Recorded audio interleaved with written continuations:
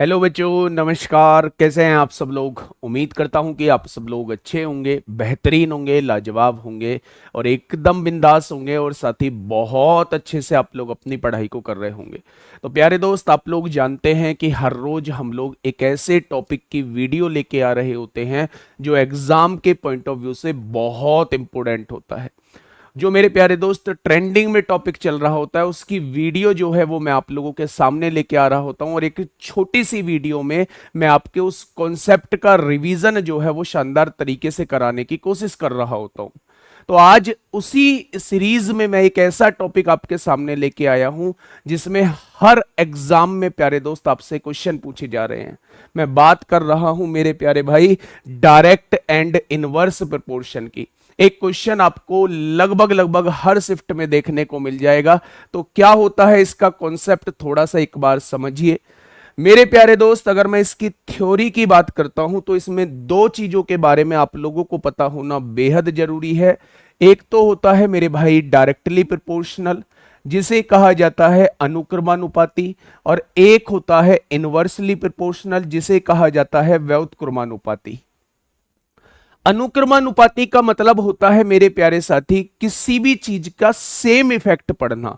अगर एक चीज को बढ़ाया है तो दूसरी भी चीज बढ़ेगी, अगर एक चीज को घटाया है तो दूसरी भी चीज घटेगी, तो उसे कहा जाता है डायरेक्टली प्रोपोर्शनल। अगर उल्टा इफेक्ट पड़ रहा है, एक चीज को बढ़ाने से दूसरी चीज घट रही है और एक चीज को घटाने से दूसरी चीज बढ़ रही है, तो ये उल्टा इफेक्ट कहलाता है मेरे भाई इनवर्सली प्रोपोर्शनल।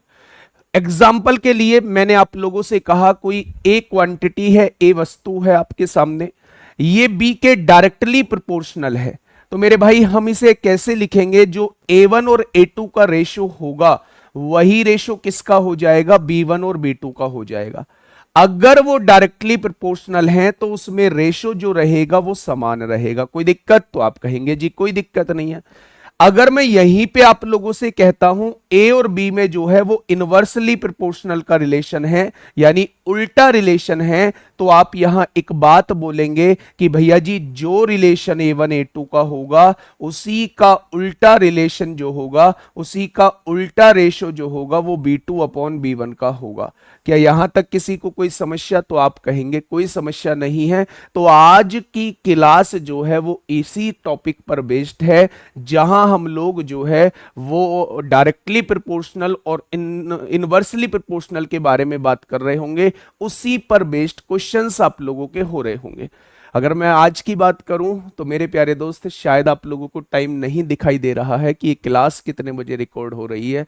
ये क्लास 3:30 बजे 3:45 पे जो है वो मैंने स्टार्ट की थी और होते होते होते मतलब अब 4 बज गए हैं। सुबह के 4 बजे जो है वो मैं इस क्लास को रिकॉर्ड कर रहा हूँ और अब भी आप लोगों का प्यार नहीं मिला।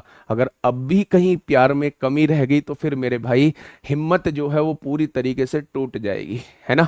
तो आप लोगों को बढ़ चढ़ के प्यार देना है और अपना टॉपिक जो है वो शानदार तरीके से रिकॉल करना है, ठीक है।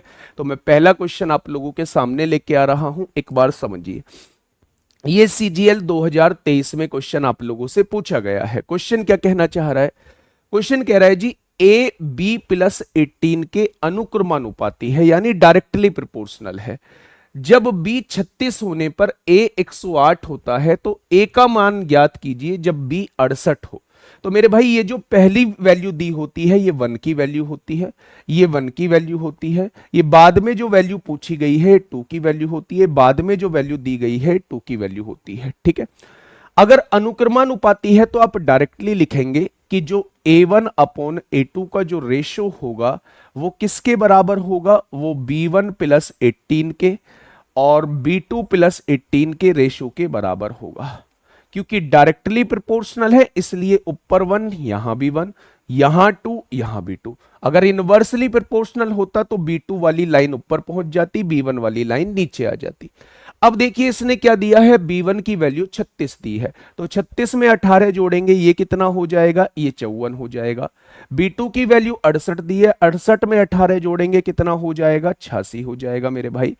A1 की वैल्यू कितनी दी है, 108 आप लोगों को दी है, और जस्ट आपसे A2 की वैल्यू मेरे भाई पूछी है। तो आप कहेंगे 54 दूनी 108 हो जाएंगे, 2 की गुणा इसमें करेंगे, 6 दूनी 12 को 2 हासिल 1, 8 दूनी 16 और 1 17, यहां से A2 की वैल्यू कितनी आ जाएगी, तो आप कहेंगे 172 आ जाएगी। है ना एक बिल्कुल आसान सा कॉन्सेप्ट, लेकिन भाई साहब इंपॉर्टेंट कॉन्सेप्ट है, पूछा जाता है एग्जाम में। आइए देखते हैं दूसरा क्वेश्चन।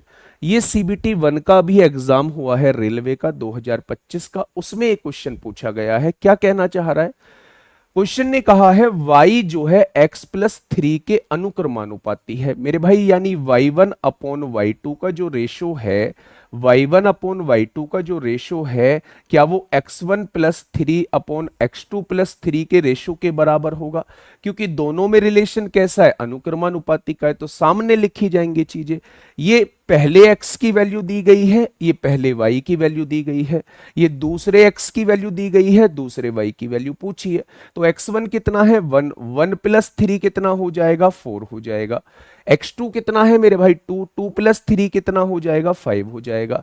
y1 कितना है 8 दिया हुआ है, और आपसे पूछा क्या है मेरे भाई, आप कहेंगे y2 पूछा है। तो मेरे प्यारे दोस्त यहां से आंसर कितना आ जाएगा, 5 दूनी 10 आ जाएगा। तो y2 की वैल्यू कितनी हो जाएगी, आप कहेंगे जी 10 हो जाएगी। तो मुद्दे की बात समझ में आ गई कि आज हम किस टॉपिक पे बात करने वाले हैं, तो आप कहेंगे जी बात दिमाग में बैठ चुकी है। चलिए भैया क्वेश्चन नंबर 3 पे एक बार देखते हैं। बालों की स्थिति पूरी तरीके से गड़बड़ाई हुई है, बालों की स्थिति पे नहीं जाना है मेरे प्यारे दोस्त। क्वेश्चन नंबर 3 एक बार मुझे बताएंगे कि क्या होगा इसका बिल्कुल सही जवाब। देखें एक बार, P सीधे रूप से का मतलब होता है भाई सब अनुक्रमानुपाती। देख रहे हो कैसे लैंग्वेज में चेंज किया है, सीधे रूप से। अगर सीधे रूप से कह रहा है तो अनुक्रमानुपाती, उल्टे रूप से कह रहा है तो भैया व्युत्क्रमानुपाती होगा।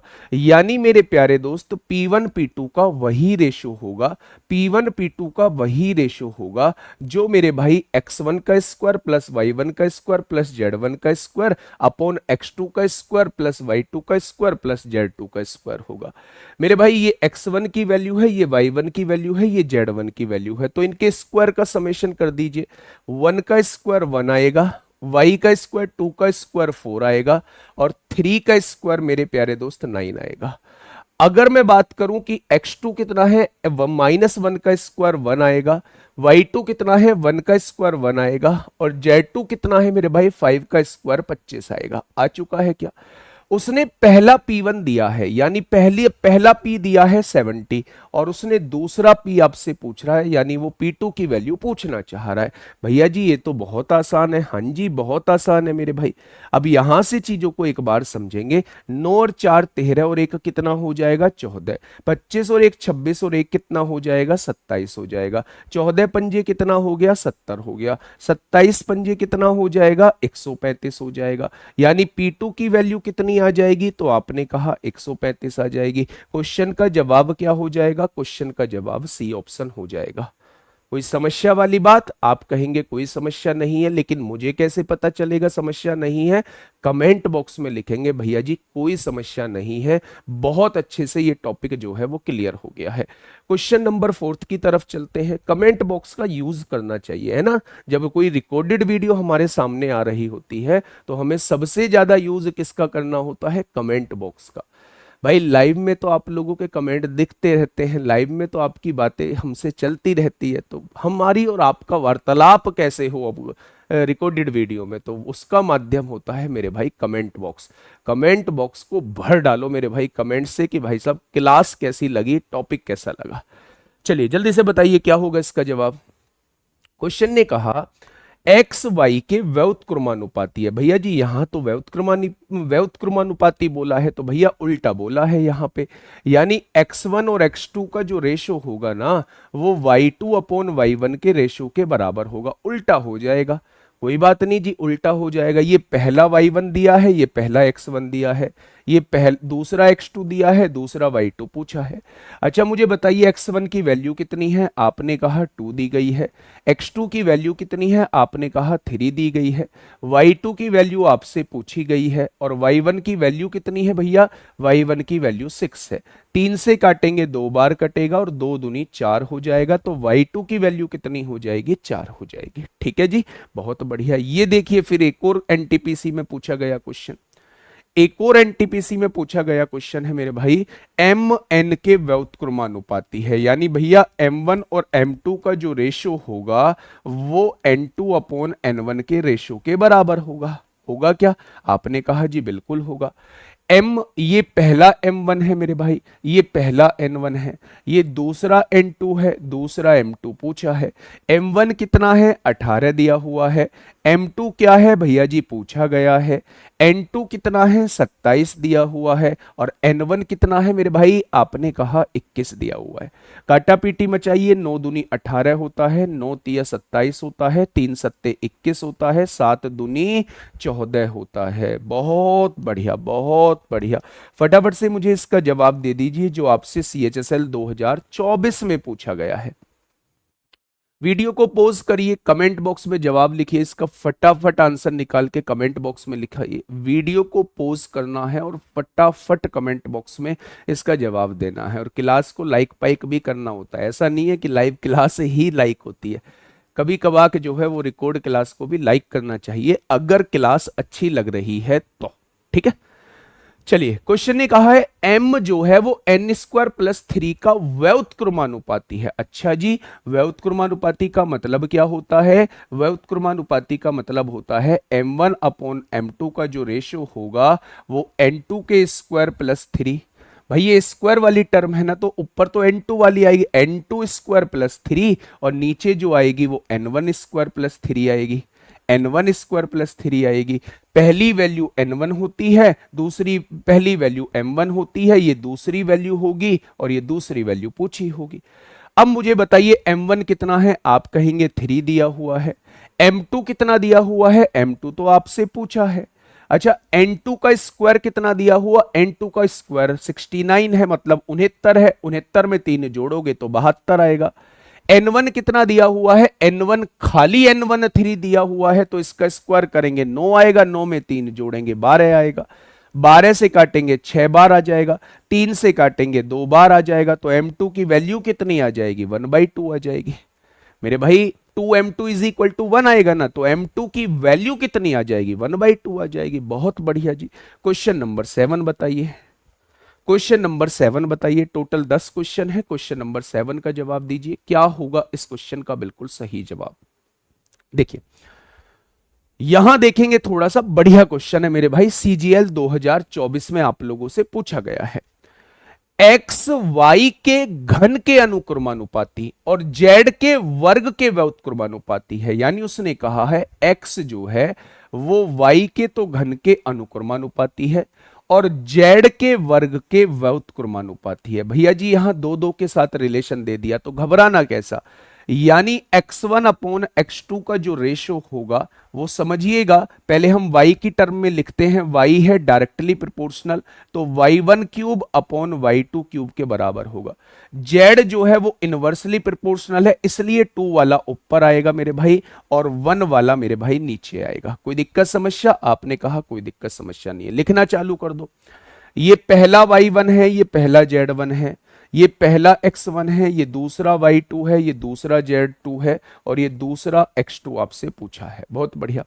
अच्छा x1 की वैल्यू बताइए थोड़ा सा मुझे, आपने कहा 1/36 है, x2 की वैल्यू आपको निकालनी है। आगे बढ़िए, y1 का क्यूब 2 का क्यूब 8 हो जाएगा, y2 का क्यूब 3 का क्यूब 27 हो जाएगा, Z2 5 का स्क्वायर 25 हो जाएगा और Z1 मेरे भाई 3 का स्क्वायर 9 हो जाएगा। काटा पीटी मचाइए, आपने कहा जी मचा दो ना काटा पीटी, कुछ कट पिट रहा है, आपने कहा कटेगा क्यों नहीं, 9 चौक 36 होता है, 25 अट्ठे 200, 200 की क्रॉस में करेंगे 200 चौक 800 x2 हो जाएगा और 800 x2 की वैल्यू क्या आ जाएगी, 27 एकम 27 आ जाएगी। भैया जी यही तो वैल्यू पूछी है बेटा जी, यही वैल्यू पूछी है, तो इसी का आंसर टिक कर देंगे 27।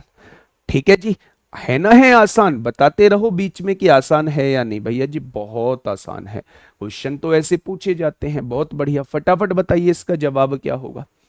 वीडियो को पॉज करिए, कमेंट बॉक्स में आंसर लिख दीजिए कि इसका आंसर क्या हो जाएगा। ए बी के धनात्मक वर्गमूल के अनुक्रमानुपाती है। इस बार बोला है मेरे भाई वर्गमूल के अनुक्रमानुपाती है, वर्गमूल के अनुक्रमानुपाती है। यानी कि मेरे भाई जो A1 अपॉन A2 का रेशो होगा वो मेरे भाई B1 अपॉन B2 के वर्गमूल के बराबर होगा। उसने बोला हुआ है वर्गमूल के अनुक्रमानुपाती है, यानी रेशो तो वही है लेकिन वर्गमूल के अंदर है। और C के घन के व्युत्क्रमानुपाती है, C का घन व्युत्क्रमानुपाती है तो उल्टा रिलेशन, C1 का क्यूब नीचे आ जाएगा और C2 का क्यूब ऊपर पहुंच जाएगा। A1 और A में और C में व्युत्क्रमानुपाती का रिलेशन है तो C1 क्यूब नीचे आएगा, क्योंकि घन बोला है, C1 का क्यूब नीचे, C2 का क्यूब ऊपर आ जाएगा। अब मेरे भाई वैल्यू रखना स्टार्ट करिए। ये B1 है, ये C1 है, ये A1 है, ये A2 है, ये C2 है, ये B2 आपसे पूछा है। फटाफट वैल्यू रखिए। A1 की वैल्यू कितनी है, 15 दी हुई है। A2 की वैल्यू कितनी है जी, 9 दी गई है। B1 कितना दिया हुआ है, 27 का घनमूल दिया हुआ है, 27 का घनमूल है मेरे भाई, 27, अच्छा वर्गमूल है। और B2 कितना है, B2 हमें निकालना है। बहुत बढ़िया जी। अगर यहां से देखूं मेरे भाई C2 कितना है, C2 2 का क्यूब 8 हो जाएगा। और अगर मैं C1 पूछूं तो 2 का क्यूब मेरे भाई 8 हो जाएगा। इनका तो कोई मतलब नहीं है। स्क्वायर हटाइए, स्क्वायर रूट हटाइए, स्क्वायर चढ़ा दीजिए, दोनों तरफ स्क्वायर कर दीजिए। 15 का वर्ग 225 होता है, 9 का वर्ग 81 हो जाएगा। यहां से ये स्क्वायर रूट हट जाएगा तो यहां 27/2 हो जाएगा। आपने कहा जी 9 दूनी 18 होता है, 9 पंजे 45 होता है, 9 नाम 81 होता है। आपने कहा जी एक बात समझो, अगर मैं यहां से देखूं तो B2 की वैल्यू कितनी आ जाएगी, 27 गुणा 9/25 आएगी। 27 गुणा 9/25, 9 सत्ते 63 को 3 हासिल 6, 9 दूनी 18, 6 24। आंसर कितना आ जाएगा, 243/25, ऑप्शन नंबर बी। मेरे भाई बी के तो हम लोगों का बी के अनुक्रमानुपाती कहा था, बी के वर्गमूल के अनुक्रमानुपाती बोला था, इसलिए वही रेशो लिख दिया वर्गमूल के अंदर।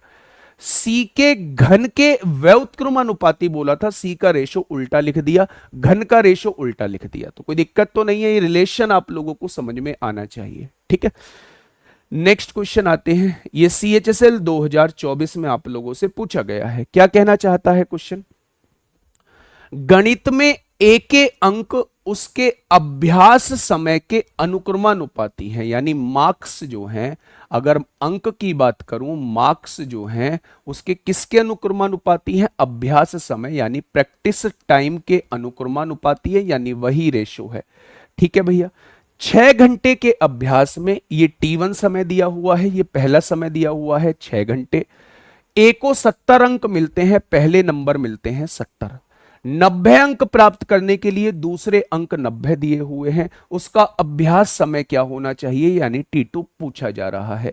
आप क्या कहेंगे, 9 छिक्का 54/7 हो जाएगा, 9 छिक्का 54/7 हो जाएगा। काटा पीटी मचाएंगे बेहिसाब तरीके से, 7×7 होगा, कितना बचेगा, 5 बचेगा 50, 7×7 होगा भैया, 7.7 घंटे आ जाएंगे, 7.7 आवर आ जाएंगे। कोई दिक्कत समस्या, कोई दिक्कत समस्या नहीं है। क्वेश्चन नंबर 10 पढ़िए, क्वेश्चन नंबर मेरे भाई 10 पढ़िए एक बार फटाफट से। क्या कहना चाह रहा है, क्वेश्चन ने कहा है एक्स वाई के व्युत्क्रमानुपाती है, एक्स वाई के व्युत्क्रमानुपाती है। इस बात का मतलब समझाएंगे, उल्टा रिलेशन है, उल्टा रिलेशन है, यानी y2 ऊपर लिखा जाएगा, y1 नीचे लिखा जाएगा। और y जो है वो z के व्युत्क्रमानुपाती। अच्छा एक बात बताइए, मैंने आपसे कहा x जो है वो y के व्युत्क्रमानुपाती है, क्या ऐसे लिखा जाएगा उल्टा रिलेशन?